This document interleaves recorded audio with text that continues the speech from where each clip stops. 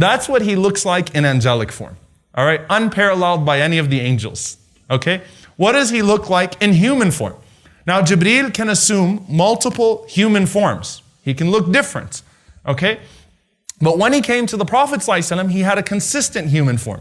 Now, I'm going to give you guys the full hadith from An-Nasa'i, because it's beautiful how the Prophet ﷺ is explaining to the companions after Isra wal Mi'raj how they look. He said, I saw Musa alayhi salam.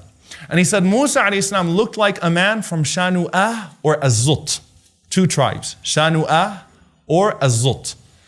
What is the Prophet ﷺ talking about? Shanu'ah and Az-Zut are two African tribes.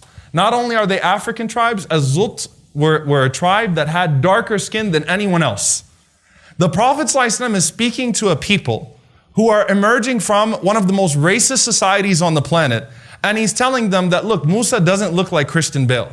All right? Musa alayhi salam looks like one of those people that you guys actually used to look down upon. The man who Allah spoke to, Kalimullah, directly, the man who's mentioned more times in the Quran than anyone else, is a dark black man. Deal with that if you're racist, right? So the Prophet ﷺ says that's what Musa looked like. And actually in one narration, he pointed to Ahlul Badiyah. He pointed to some of the Bedouins and said, look, that's what Musa ﷺ looked like. All right? So that you get a good idea of it, okay?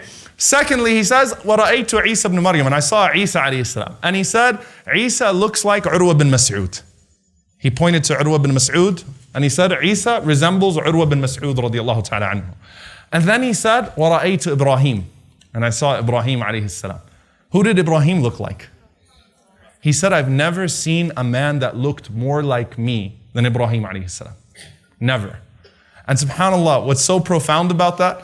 If you go and you look up the physical description of Abraham from purely Judeo-Christian sources, here's how he's described. Obviously, the Shamal of the Prophet ﷺ, the descriptions of the Prophet, peace be upon him, are far more extensive. But what did Abraham look like from Judeo-Christian sources? Broad shoulders, long black hair that almost reached his shoulders, a thick black beard that had gray hair sprinkled throughout it, and deep black eyes. That's a description of Abraham.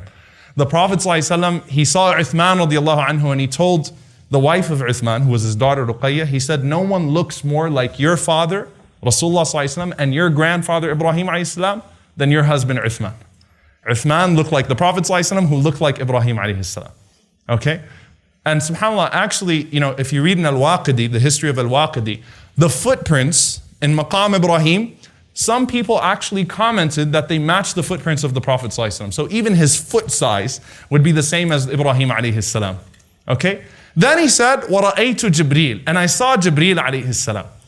And he said, Jibreel looked like Dihya ibn Khalifa al-Kalbi radiyallahu ta'ala anhu.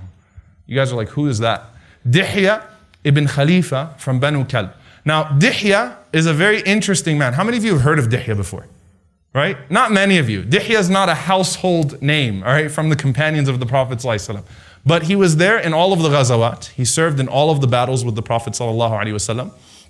He was there at the time that Jibreel presented himself to a large group of companions, which completely puts to rest anyone saying that Dihya was posing as Jibreel. He was there when Jibreel came in human form amongst many of the companions of the Prophet ﷺ. Jibreel ﷺ didn't look exactly like Dihya, but if you saw him up close, all right, he looked almost like him. But you could tell if he was in front of you, directly in front of you, that he's not Dihya radiyallahu ta'ala anhu. But who is Dihya? All right, why is it that Jibreel chose him? Dihya was called the Yusuf of Banu Kalb. What did Yusuf ﷺ, what did the women comment about Yusuf ﷺ? That hadha malakun kareem, this is a beautiful angel, right?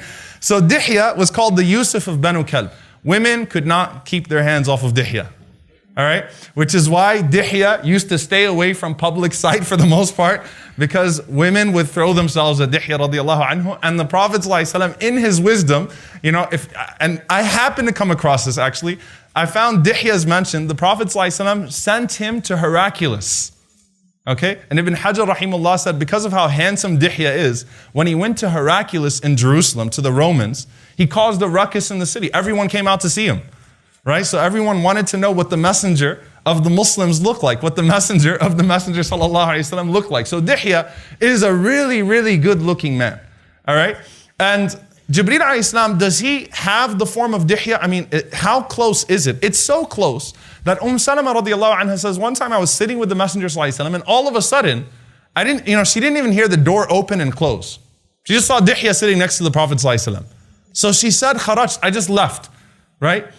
And then the Prophet ﷺ, he came to me and I didn't hear the door open or close again. So it's not like he left again. He came to me and he says, ماذا رأيتي? What did you see? She said, I saw Dihya. So she said that the Prophet ﷺ, he smiled. Then he stood on the minbar, he stood on the pulpit and he said, Atani Jibreel. Jibreel just came to me. And she said, that's when I realized that wasn't Dihya, right? So he looked strikingly similar to Dihya radiallahu ta'ala anhu. However, how is it, did Jibreel always look like Dihya? So when he went to Maryam, did he look like Dihya? When he went to, no.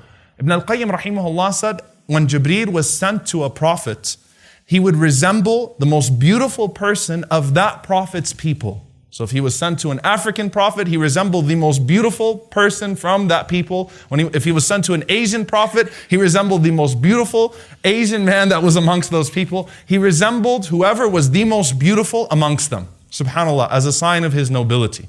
So it's not a consistent form, but when he was sent to the Prophet ﷺ in human form, this is what he looked like. Just that absolute perfection. The most beautiful man that was amongst the Arabs of that time.